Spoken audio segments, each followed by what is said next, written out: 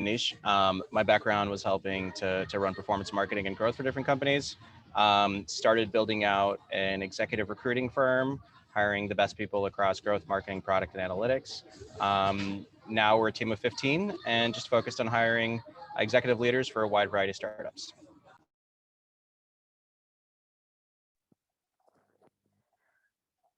Tony, you're up next. Thank you. Hi, my name is Tony Pham. I'm currently the head of marketing at Kadena. We're a blockchain and cryptocurrency company that was founded by the creators of JP Morgan's first blockchain. Prior to this, I was at a stablecoin company called Trust Token. Excited to be here. Before we move on, Tony, can I address the meditation voice right there? That was amazing. Oh, thank you, Anish. So yes, I also teach meditation, and it's very helpful when I work in the crypto industry. That's awesome. Thanks, Tony.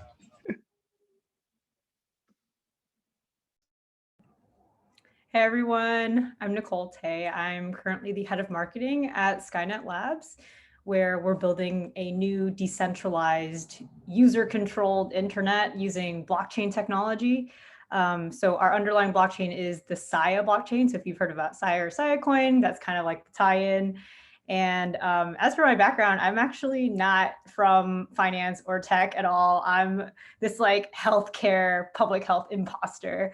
I got my MPH in epidemiology, and I was working at Big Pharma doing like copywriting for them, like for pharmaceutical drugs, and just seeing like how deep the rabbit hole goes with just like misaligned incentives and seeing how patients were really hurt by that. I was like, there just has to be another way forward. And that's kind of like how I fell down the rabbit hole of blockchain technology as kind of a way to decentralize power and give it back to the users. Hey everybody, Jay here. Currently the VP of Marketing at Ava Labs. We are building a smart contracts platform called Avalanche. So in the realm of tokens, it would be AVAX as the ticker. Prior to Ava Labs, I was at a firm called Fluidity, head of marketing there. And then before that, I was kind of starting out my career in the agency world. And that's kind of where I got my first start in blockchain and crypto marketing, especially in 2016 and 17, when all of these ICOs were getting a lot more money from fundraising and then looking to more, I guess, like full service agencies for help. I actually, in hindsight, don't quite think that that's the best approach for what it's worth. I think it's just too niche of a landscape even still, but really happy to be here and just excited to talk about blockchain and marketing. I'd love to dig into that actually, because there was that like ICO, like, I don't know, I would call it just like a cash rush, but I feel like there's fundamentals to it that I never fully understand, which probably attracted so many smart people to the ICO market. And you said you started doing some stuff in the ICO world. You said 2016-ish? Yeah, so during that time, it was really, so actually the first few clients I had were non-ICO projects. Bitcoin Foundation, I helped out with the strategy there, and then led the strategy for Circle. Interestingly enough, that was actually one of our biggest crypto clients, still exists today.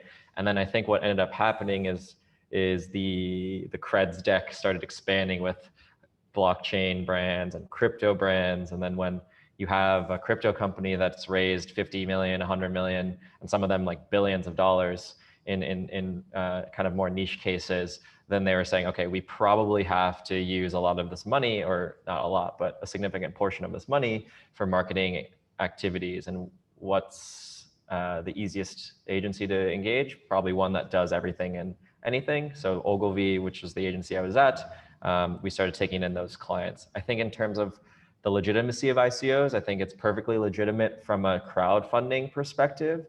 Another side of the ICOs is just the distribution idea. And this kind of leans into decentralization. The idea is that with more tokens in more hands, then the platform itself or the network itself is a lot more resilient to perhaps speculation or volatility.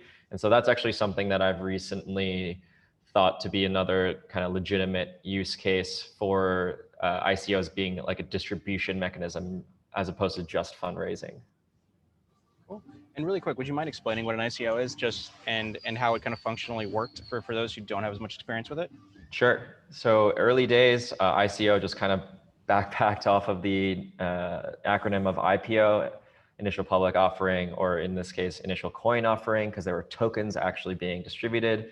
Early days, you could easily have like a smart contract that had a pool of tokens. So let's say like 50 million tokens, and you had a 24-hour allotment in which anyone around the world could purchase the token, and effectively, like kind of like stocks, you bought the right to that token, and those tokens would then be distributed. Today, there are a lot more legal considerations, just because, especially in the US, the SEC and other securities, I guess, governing bodies are a lot more strict with these types of policies. So I think the space has kind of steered away from ICO, because I think ICO just broke through and perhaps got a little bit of a negative press, especially with some of the scams and things going on. And now people are talking like token launch, token sale. To me, it's kind of the same thing at the end of the day, but it sounds a little bit cleaner perhaps. And also I think another thing, the last thing to touch on the token sale side is there are a lot of these new companies that are trying to better the UX and also the UI if it's a software or tech platform for retail investors to interact with, and making sure that people are compliant in those regions that need to be compliant. Okay, that's super interesting. Thanks for running through that. And you say that token sales might be a little bit cleaner. What, like functionally, how does it sort of differ from like an ICO and make it a little bit cleaner? I think it's just the ICO has the association with, I guess, just like the 2017 rush. And the rush brought in so many players, and you had someone on the corner claiming that they were running an ICO, and it was just easy to say. I think it's just totally a simplicity play. And then another thing is, right after the rush, there was a lot of media attention saying the ICO is dead, the ICO is dead. So if you're a new project that's trying to raise funds, it probably doesn't make sense to go and swim against the press and media current of negativity that exists still today. And people say that like the ICO is totally dead, and it's really not. There are a lot of projects raising funds. They just happen to name it a different thing that isn't so taboo, I guess, in the niche that we're all in.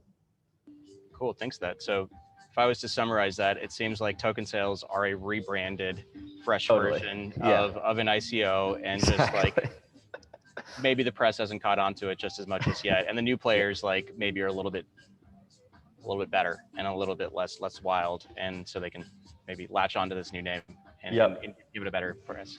Okay, cool. Cool. We'll jump into the questions here. So as a reminder for everyone who signed up for this event, when you signed up, you put in a question that you would like our expert panelists to answer. We curated some of the most interesting questions that we thought would be fun for the audience, and that's what we're digging into here. So very broad question with this one. You know, what is your model for effective marketing into the crypto space? Why?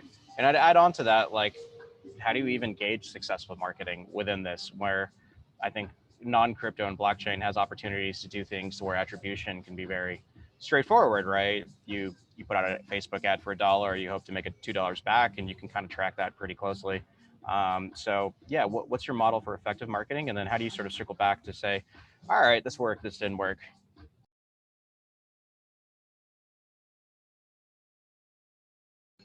Anyone can go. I can go. In terms of the model, I think applying perhaps like the full funnel is something that comes from the traditional marketing side. One thing that I've noticed, especially in the crypto space, is there are a lot of people that try and reinvent the wheel of marketing. And when it comes to like lead generation, for example, and tactics all the way from broad to kind of close at the very bottom of the conversion, that still works very well in crypto. It just works differently from like the channels perspective, the execution perspective. So I always try and bring traditional marketers as much as possible within the team, so we can speak the same language.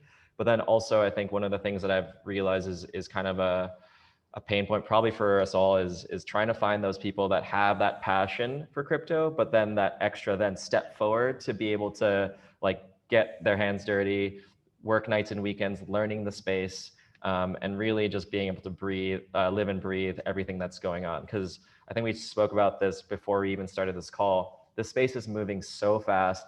There's more branches created to kind of the single base every single day. And even myself, there was last year there was a big growth, or a lot of I guess attention rather, in the decentralized finance space that still exists today. But at the time, it was actually not just decentralized finance, but it was a tiny sector within decentralized finance, and the kind of label that was attached to that was called yield farming. So when you look at the phrase yield farming, you also know like, all right, what does that actually mean? It kind of means what it sounds like, to be honest. It's basically just maximizing your yields. But then you have all these different kind of mechanisms that are at play on the product level. You have this thing called liquidity mining, which is effectively you provide liquidity or you put up tokens so then other people could basically trade on those tokens, and you basically make markets. And from there, people then put extra incentives on that to make the yields a little bit juicier. And they just named it this like label called liquidity mining, but to me, it's just kickbacks or even like refunds.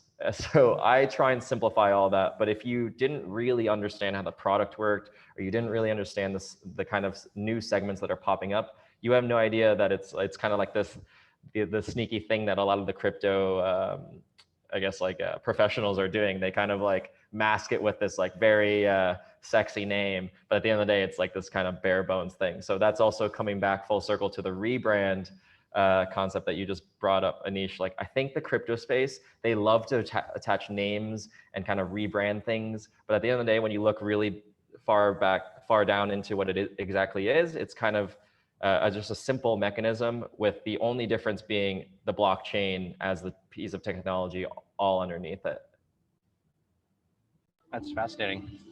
So then maybe asking this question a different way, like, what is the goal of marketing your current products? And maybe it might be helpful to even give like a quick one, really quick summarization of like the products you're selling and who you're selling them into, and then backing out into like what does that entail to be a successful marketer for your particular products? Yeah, so I think definitely building off of Jay's point, like I think a lot of do not reinvent the wheel here. There are plenty of traditional marketing tactics that are still going to be extremely applicable, like, having your good SEO and having a good content strategy plan, having just consistent branding, just checking off those very basic boxes are going to help you a lot. Like as a start, like even as an early stage startup, like the returns for the longevity of your brand, I think are going to be a lot better than trying to deal with this stuff like well down the line. I do think that because everything is moving so quickly, you could be a segment that you could be marketing to today could be totally different based off of the technology and the trends of the crypto space, say in like a few months. So I think that that's also a challenge for at least like my role that I see in marketing a decentralized internet. So our main target are like application developers. We want to get folks who are fluent in JavaScript and HTML to be building their decentralized apps on our platform. And so that's like kind of our bread and butter there. But then, as the space is changing, we're seeing like NFTs roll in. So it's like, okay, well, how can we kind of gear things more towards folks who are interested in that aspect of blockchain technology? And then I'm sure this is going to happen again for like DAOs and for other like applications that come out. So it's kind of about being really flexible and being willing to like learn, relearn, try, retry, and just like figure out what you need to do to have your bread and butter, but to also stay with the current tides.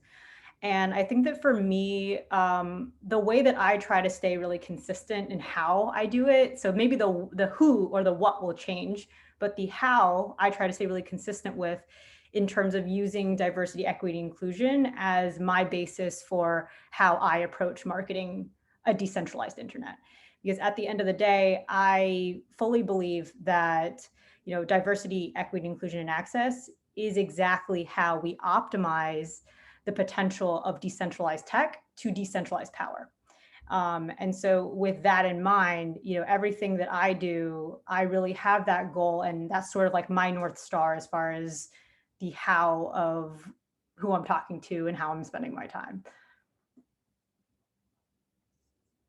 That's cool. And it's great that you have that North Star that means a lot to a lot of people. So I like that a lot. And are there certain breaking down like your sort of North Star of having better diversity, equity, and inclusion, particularly as we were discussing before this call, in an industry that maybe is not as diverse as we would all hope. Are there does that break it down into certain day-to-day activities or duties that you do that kind of can help bridge that gap a little bit more and speak to those audiences and make them feel like a little bit more included and have create awareness that you exist? Yeah, absolutely. And I think that that's why, for me in particular, so much of what I do is on the education side, and just really trying to make anyone coming into crypto see that this technology does not have to be this big, scary thing, or it's inherently not for you because you either don't look a certain way, you're not part of a certain community, or you don't have a certain kind of skill set. And it's just really, for me, about telling the story of decentralization and helping people realize that, hey, this is something that matters to me because my data matters to me, and the future of my digital identity matters to me. And we live in a world of surveillance capitalism right now, and every single person on the earth that is connected digitally is part of that engine. So figuring out different ways to make this message and this story of decentralization accessible to folks, I think has been really, really important to me. And also just reaching out into communities that folks would not typically reach out to. So, having reached out, for example, to Stop AAP I Hate. They're a nonprofit nationally that collects data on hate crimes around Asian Americans. And being able to reach out to them and say like, hey, we can give you guys some free decentralized storage to help you guys do your documentation. Having that kind of intention, I think is really important. So I'm trying to do that.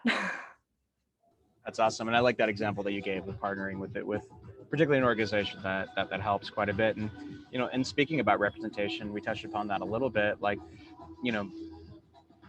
does representation in the crypto and blockchain space kind of mimic tech, or is it even a little bit worse than your average tech company might have in terms of not only internal representation, but representation of like the target audiences that they're going after?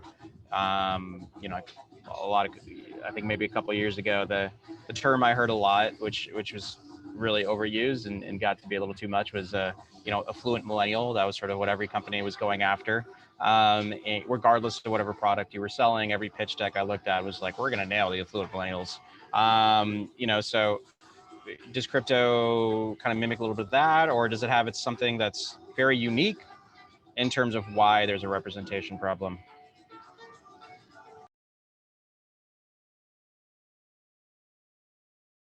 I guess a qualifying question, sorry, Tony, quick question to qualify for your question, I guess, is, are you talking about the target audience? Or are you asking about, I guess, like the professional side?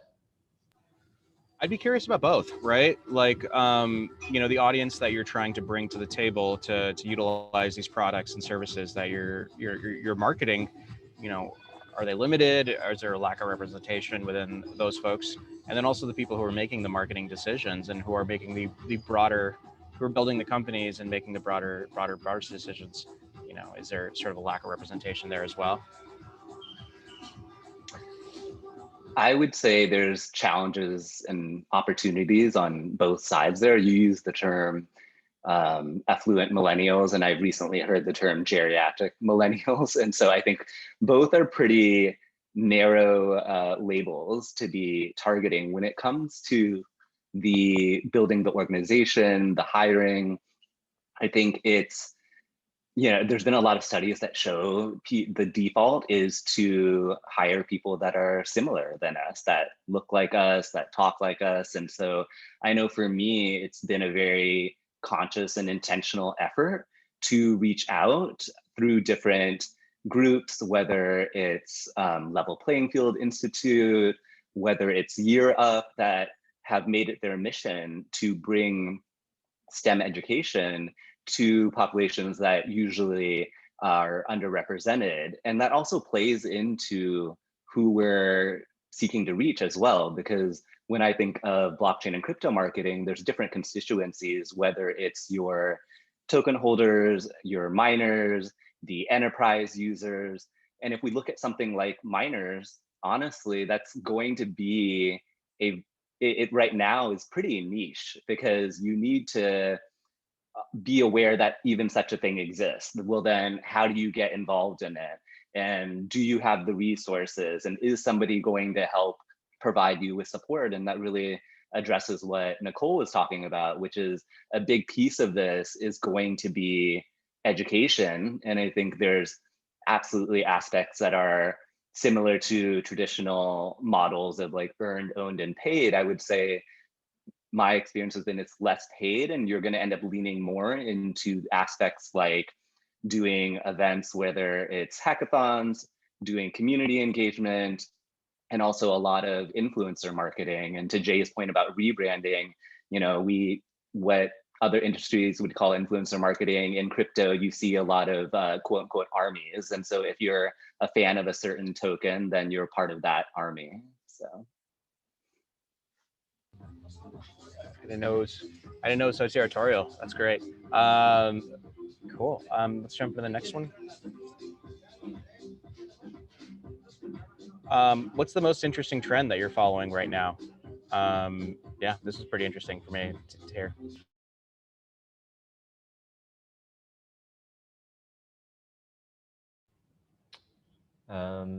There's so many, but I think the one that I know, actually, I think it's the most interesting because I know the least about it, maybe, and that's why it stands out to me in the batch. But zero knowledge proofs, it's a very kind of technical concept, and I'll explain, at least from a high level, why I think it's very unique. And so with blockchains right now, and also just any network in general, you basically, especially, okay, so actually drilling down to smart contracts. Smart contracts, you basically have a cause and effect. If this is true, then do this. If it's not true, then don't do it. And in order to prove whether or not something should execute, you have to know everything about the information in order to have that effect. So for example, like, does Bob have this balance in his wallet? Or does Alice owe like Bob this much money? With zero knowledge proofs, you're basically able to prove these things without actually knowing what's inside, I guess, wherever that data is stored, for example. So if it's on chain, then you're going to be able to have blockchains communicate with each other and basically come out with a decision without, again, having to know that information. I think that has massive, massive implications in the space, but also just in the world in general, because one of the biggest points of tension that you have, especially picking enterprises and institutions, they don't want to be deploying all of their, I guess, like secret and very proprietary information on open and programmable platforms like the Ethereums, like Avalanche in our case, things like that. And so there's still this caution. And I think if the space trends towards creating a viable solution for that, and there's a million different variations of zero knowledge proofs that's being worked on right now, but it's basically just in the research phase. I think things have developed quite well, especially since I last heard about it a few years ago. But yeah, again, like I only know really that much about that space, and I've been following it here and there. And I think the first time it's going to break through as actual proof of concept is, I think, when things are going to just, again, culminate to perhaps what we saw with the NFT market, and also what we saw in the ICO era, and then all the previous booms that we've seen in the blockchain space in general. Cool, thanks for that. And I really had never heard that term before, so I like that a lot. Anyone else want to dig into this one of anything interesting and new that sort of popped up that's gotten your attention? I can speak to what I'm excited about that I believe is going to be probably in like the next year for sure. I think that one of them is just like, well, on Skynet, we're working on content monetization. So the idea that you would be able as an influencer or any kind of like artist to receive in crypto automatic compensation for the work that you're putting out there. So if you have like a video that you've posted up, you can set the price per view and per download of your work. And that's essentially getting pushed through to you in real time as someone's watching or downloading your stuff. So you imagine how much this totally shakes up any industry that deals in digital assets. So, right, like music, art, film, like GIFs even, you know, you could be like a premium GIF artist and actually have like a stream of money from that. Like, that's so cool. So I'm excited about that in particular, which we're rolling out later this year. And I'm also very excited about DAOs, so decentralized autonomous organizations. So to give it a little bit more context and like tangibility, I'm going to put on my health science hat real quick. So I think that what is really great about DAOs is that it's really the full embodiment of when communities have that level of self-determination to set the rules and the standards for how they want to operate, and for also that community to be running completely autonomously, right? So if we were to create like a DAO of scientists, for example, there's so much research out there that like people are really interested in, but it's just never going to be funded because it is not something that is inherently profitable. So for example, there's a lot of research coming out of MIT around, I think, using gamma oscillations via auditory inputs. So literally hearing an audio clip and having that be a possible treatment for Alzheimer's. And what's so curious about that is that, you know, we would think like, hey, this makes a lot of sense to put into a clinical trial. We should really be exploring this more thoroughly. But, you know, there's not a drug that you can create out of an auditory stimulus that you would expose to patients. There's no real money in it, right? So you look at projects like that, or around psychedelics, for example, as another huge area where, because of its drug classification, a lot of the research has been burned about it. But imagine if a community could receive funding for this kind of research, and you could set standards around what scientists were going to pursue in their scientific endeavors. So it's a way of kind of creating new paths for scientists, people, everyday workers, humans, to do what serves their communities and serves themselves without having to be solely through this like very corporate, profit-driven monopoly standard that we see today. That's amazing. And so you think that it could just help things move forward that otherwise might have a lot more hurdles, and just, yeah, difficulty seeing the light of day. Okay, very cool. Yeah, and to add a specific to what Nicole was talking about, I really liked that example about the unique pieces of art. And I know right now with Stop AAPI Hate, I believe, or Stand With Asian Americans, a artist is going to convert their work into an NFT, and then those proceeds will go towards the nonprofit efforts. And so I think this is where you're seeing the promise of blockchain and crypto, this decentralization of who has resources and who gets to contribute to the greater good, essentially. And a couple other quick trends I wanted to share is one around gas prices. I think more and more people are starting to pay attention to how if you conduct a transaction on a blockchain, it costs gas or it takes certain fees. And on Ethereum at certain times, those have become really high. And in many ways, that was the precursor, the catalyst to DEXs coming on board, decentralized exchanges, because they're able to allow for different swaps and trades at much lower costs and much faster. So that's definitely something to pay attention to. Another one is going to be around just the crypto space in general. Is now, yes, there's already influencers in it, but now we're hearing that like major Hollywood talent agencies are signing some of those influencers because they now see those folks as being the next wave of being the ones that everyone's paying attention to. So I think that's really fascinating. That is really fascinating. Thanks for running through that.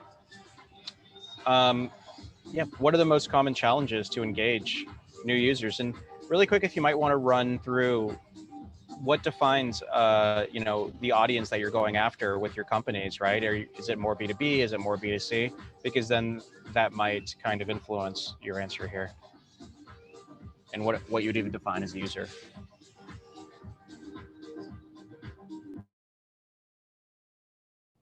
For us, it's 3 different customer segments.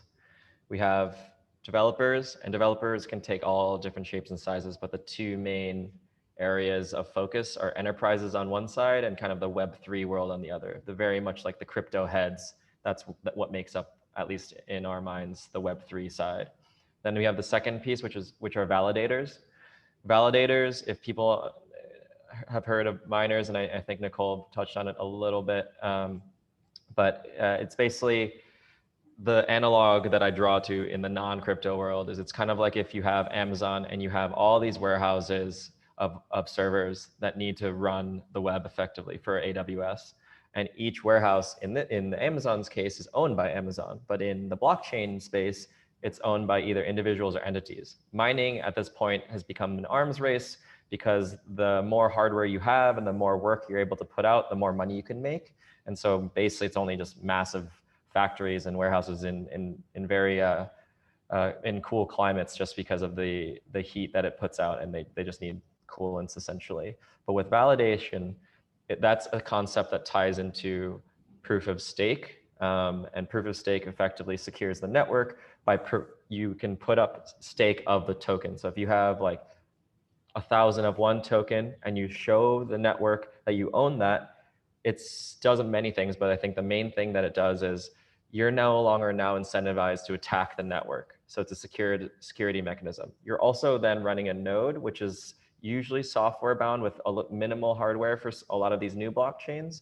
And you're effectively then processing the transactions of the entire platform while earning rewards in relation to how much you have at stake. So it's usually percentage reward. In Avalanche, you can earn up to 11% APY.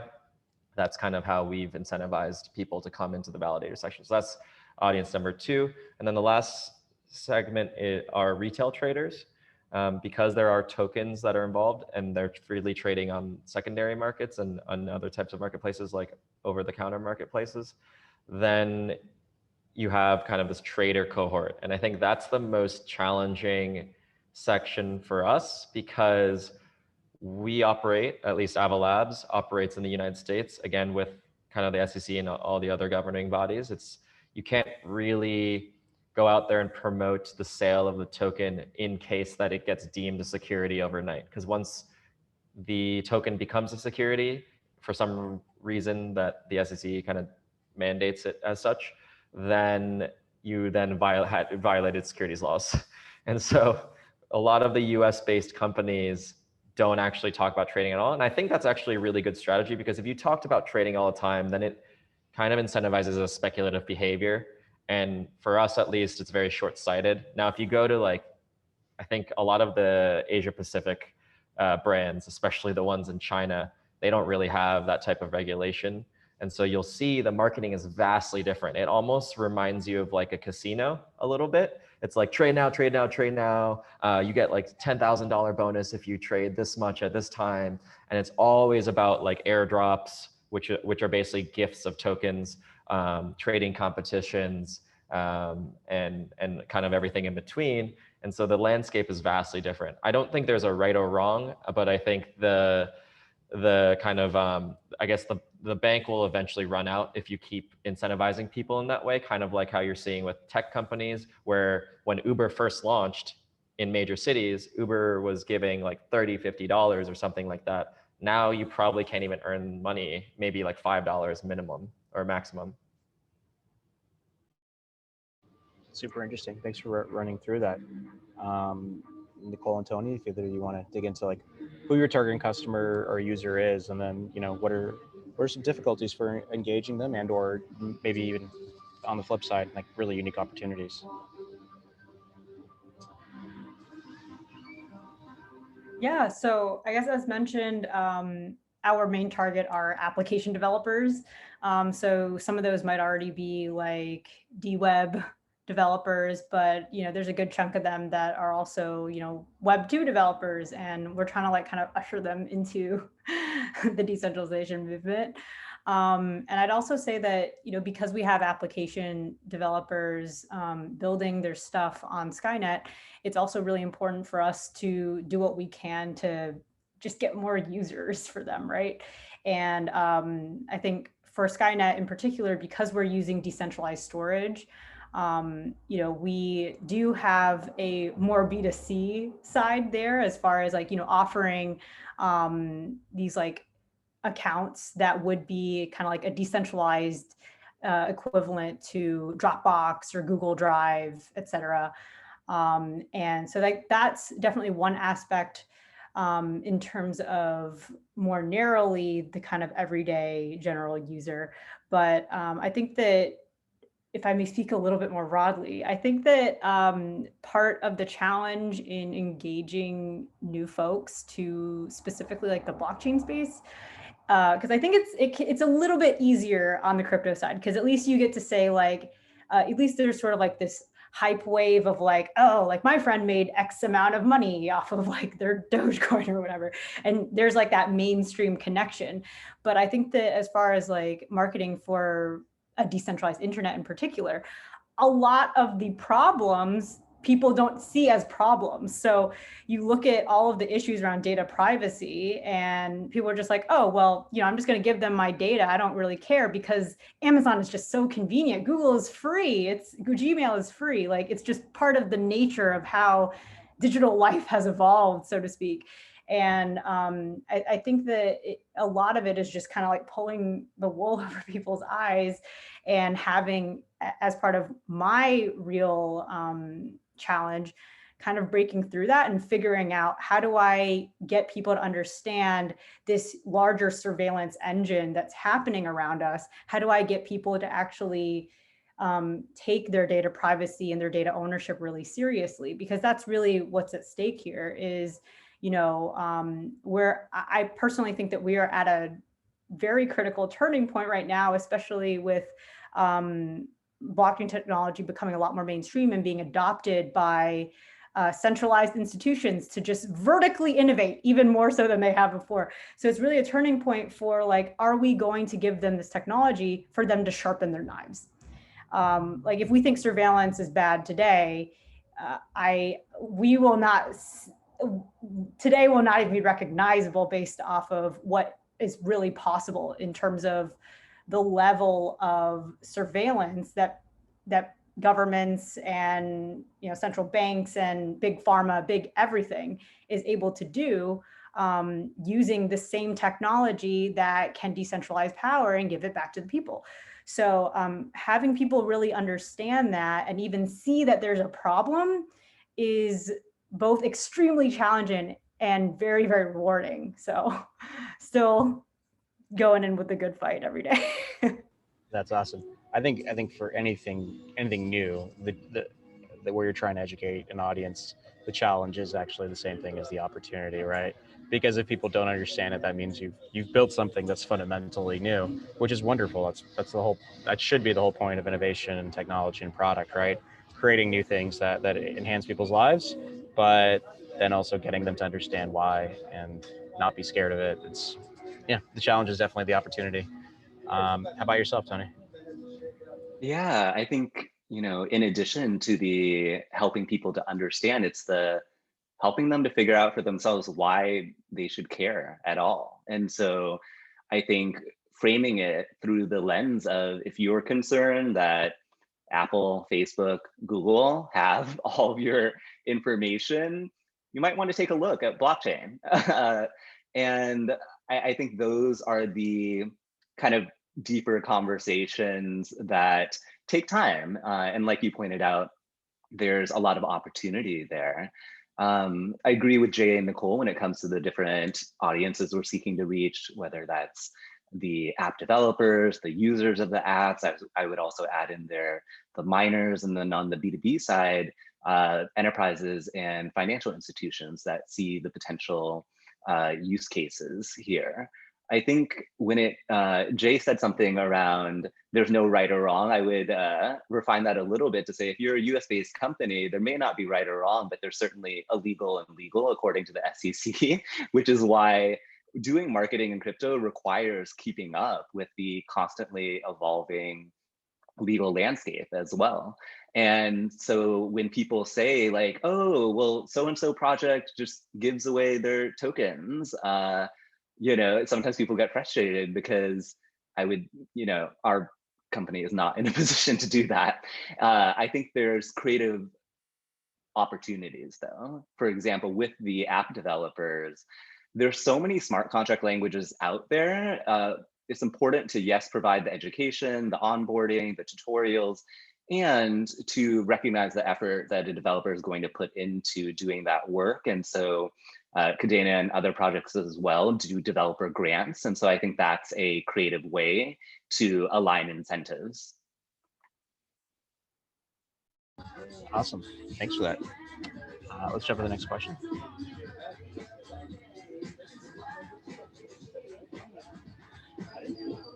Interesting.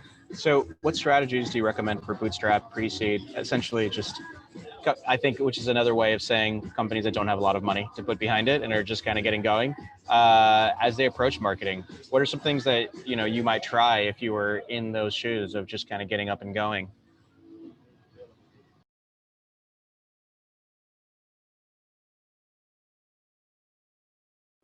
I guess luckily the foundations of an early stage company, they have to be laid out first. And even regardless of how much money you have as an organization, I always like to come into a pre-seed company and say, hey, we have to make sure that all the organic channels are as optimized as possible and also discoverable. And with crypto, there are so many different channels that exist. I think just because the customer, it's actually not quite clear as to what the average crypto customer looks like, or who the average crypto person, I guess is a more generic way to put it, looks like. And I think that's kind of the challenge. And we also don't really have really good ways to attribute that, because a lot of the times these people opt into being anonymous. Other times kind of companies put a stand and say, hey, we're not trying to be this data harvesting tech company. We're really trying to lead forth with a different method or different strategies. And I think based on the point I mentioned about channels, a few channels that might not be traditionally known are like Telegram. That's this like crazy land, at least from my experience, where mostly it's just crypto people kind of jumping in and out of rooms. There's probably thousands and thousands of rooms all around. Some are branded, some are not, and there aren't actually any moderation practices. So when it comes down to like figuring out how to, again, bootstrap your efforts, it's like, okay, make sure that your channels exist and also understand what the rules are of that exact channel. Discord, on the other hand, I think is a little bit more mainstream, but still not that mainstream in comparison to like the Facebooks and Twitters of the world. Discord has a place in gaming, but also in blockchain. And so then how can you interconnect all these things? And at Ava Labs, the way we've kind of categorized this so then people understand how we use all these channels is Twitter, Facebook, LinkedIn, these kind of traditional channels, of course, have conversation, but more or less are kind of one-way streets. You can figure out ways to engage with the people that engage with their content, but it's basically static. It exists and is very slow when it comes to how fast the conversation moves. On the other hand, Discord and Telegram, they're real-time channels. So for me, it resembles more that of a community where you're actually having these discussions with these people, and it can be like midnight in where I'm based in New York, and it could be literally 3 p.m. all the way on the other side of the planet, and you're actually having this one-on-one conversation where someone might be taking something that Tony said, someone might be talking about, hey, I really need this help deploying this application on your platform. How do I troubleshoot this? And instead of totally ghosting them, we're in this place where that's your customer touch point. You need to maximize that as much as possible. So if you don't have those rails in place, so whether it's a developer is always on 24/7, that's a way we've kind of addressed that pain point. Another way is, of course, that's not really scalable, even if you have like a support staff of 50, for example. So another way is using resources. Video resources, incredible. A lot of crypto, I guess like newcomers to crypto tend to look towards video, because even with a really long format piece, it's still easier to consume video usually. And so at this stage, a lot of people who have the experience in the space are able to communicate really difficult concepts in a fairly simple way. I'm not saying totally easy, but a little bit simpler than perhaps like an essay format or a blog post format. So I think coming full circle, know your channels and then maximize those organic efforts. And then once those are all maximized, then you can start thinking about budget. And I think until that point, I wouldn't really be too concerned about your treasury. Thanks for that. Makes sense. Tony or Nicole, either of you have some tips or tricks for someone who's just kind of getting their blockchain or crypto projects up and running? Just to add more to what Jay already shared, which is great, like other channels to be aware of, WeChat for Asia, YouTube, absolutely, and be really aware of how targeting a crypto audience on YouTube is going to be different than perhaps just a general audience. We're seeing in the chat of this Zoom session right now, there's a certain vernacular, there's a certain language, and it's really important to be able to communicate with the folks that are the ones that are paying the most attention. And along those lines, there are folks out there in the YouTube space, and there's different ones people have different opinions about. And then there's, I think in the chat, somebody mentioned like a Twitter handle, which is the Moonwalker. And so there's so much to educate yourself about in terms of who are what people sometimes call KOI, key online influencers, right? And that could be an investor, that could be somebody who has just proven that they really are real educated and informed and smart about the space. And those are the folks that new entrants into the industry are paying attention to. And another strategy I would suggest is co-marketing. There's so many projects out there right now. It's really important to be able to distinguish yourself as being credible, reputable, legitimate. And I think one way of doing that is that, like, pay attention to what teams are collaborating and cooperating with each other, whether that's Kadena or Avalanche or SIA or Chainlink or Near, whatever it may be. That's another way to start to both learn and position in the landscape. That's awesome. Thanks for that. I'm glad you mentioned the chat, because this is the first time we've thrown one of these events where I have no freaking clue what anyone is talking about in the chat at all. So this is wonderful. The only thing I kind of recognized was Diana asked, any thoughts on PR? Has anyone run some experiments on PR, gotten any results, had any thoughts on how to approach it, or whether it's really viable for your space and interesting?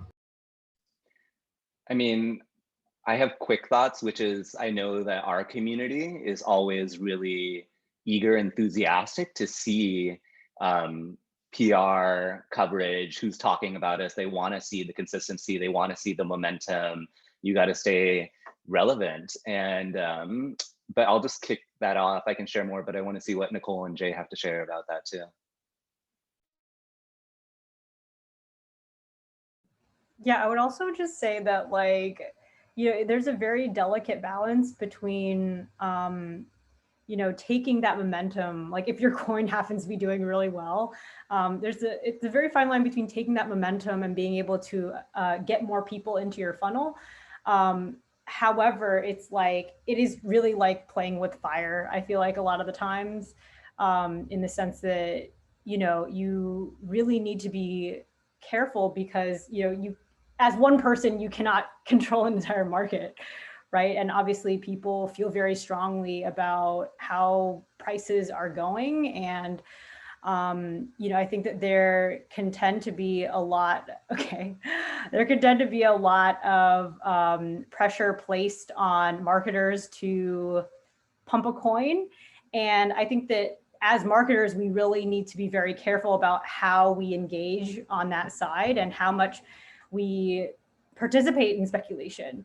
Because at the end of the day, if you're running a reputable business that's hopefully going to have some longevity, you don't want to get really burned early on because you essentially are pushing out a product or a service that isn't measuring up, even though you have the hype for it. So I think that just being very, very mindful about that. And I think just like generally always thinking about marketing, like as like, even if you are like pre-seed, just having in your mind some of the questions around brand identity of like, what do you want to stand for? Like, how are you going to actually be different than your competitors? Like, what is the voice that you're going to take? Like, what's the character that you have in your mind when you're talking to people? Just like, you don't have to have something really formal set up or a marketing person per se. That would be ideal. But, just keeping real or staying vigilant about holding yourself accountable to remember to ask yourselves those questions. Awesome. Thanks for that. Let's jump to the next question.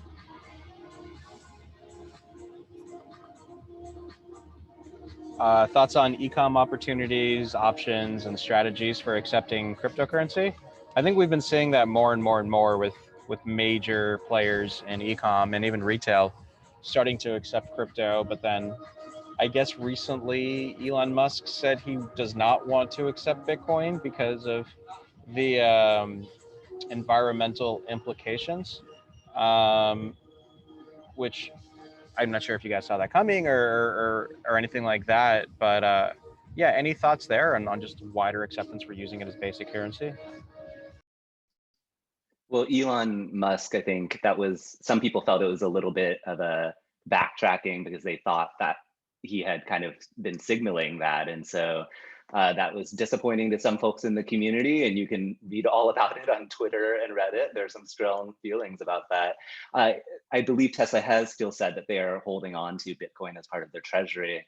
I think, on when you see companies like PayPal and Venmo starting to allow people to hold crypto, then it's not that far of a jump to see how that's going to then be transferable to e-commerce as an option for different businesses as well. And I also think stable coins are a easy on-ramp for a lot of e-commerce opportunities there. But I remember at dinner, Jay had a lot of opinions and thoughts, so wanted to see how he felt about this. Yeah, I think, let's see. Well, I think acceptance is interesting, but there's also, it kind of goes against the current culture that exists in crypto, I think. Everyone, and I feel like I see it in the comments too, but diamond hands, hodl, everyone's in it for the long term. So if you're thinking about e-commerce, a lot of the very seasoned traders, they don't really have the incentive to use it for everyday purchases, because the idea is that those tokens will likely appreciate well beyond the price at which you converted to buy, like, I don't know, a sandwich at a store, for example. So I think that's kind of an interesting, just philosophical thought. I don't really know if I have an answer as to where that's going to lead to, but I think from the infrastructure side, there are a lot of people trying to solve that problem of just having the rails to accept the purchases. So I think that's number one. And there are credit cards that convert the crypto into fiat. There are ways where you can convert it to gift cards. I think that's something that's a little bit more niche and not really as powerful of a use case, but still something that hasn't really existed in the past. And then point of sale systems. I think that's something that's still in the proof of concept phase. I haven't really seen any point of sale systems that have been rolled out, I guess in even just like a small region itself. But then once that's rolled out, one of the questions I personally have is what are the tax implications? How do those work? Because right now, at least in the US, crypto is treated just kind of like as property, and that's how it gets taxed. So you have long-term capital gains and short-term capital gains. Those are kind of the main events that you have to deal with. And so anytime you actually convert, let's say you have Ethereum or you have Bitcoin, anytime you convert one currency to another, that is a taxable event, which can get very, very chaotic because in this world where, especially I think people on this panel and the projects that we're all building for, those projects are trying to work towards a world where these currencies are used as means kind of like a ticket to use the software or the tool itself, kind of like a subscription model at times, or just even just kind of like a use or utility. I remember in the 2017 era, everyone was talking about utility tokens as kind of the phrase that was being used. And so with that being said, you're now incentivized to use them in a way where you want to trade them and convert them as much as possible. But then all of a sudden, at least US regulation, I'm sure other countries have this too, is they're going against the exact opposite. Like who would really want to pay taxes on like 10 conversions to do like one activity at the end of the day? Probably no one. And then I think on the flip side, it's like, how do you actually report that to the IRS? Also, people don't really know how to do that. It's really hard to track all your on-chain transactions. You can have a huge list of them, but what did each taxable event mean to, I guess, your accountant or the IRS in general? So I think that's still the point in which I feel like is a huge gap. The technology part actually is easy at the end of the day. It's just a matter of implementing them. Awesome. Thanks a lot for that. Well, I want to thank all of our panelists today, Tony, Nicole, and Jay. We are at time right now. This is a very complex subject, and I think all of you added a lot of color and helping a lot of our audience figure out how to approach it, what to even make of the crypto and blockchain space, and also just be comfortable that we all may not know everything, and there's a lot of twists and turns to come. So thanks a lot.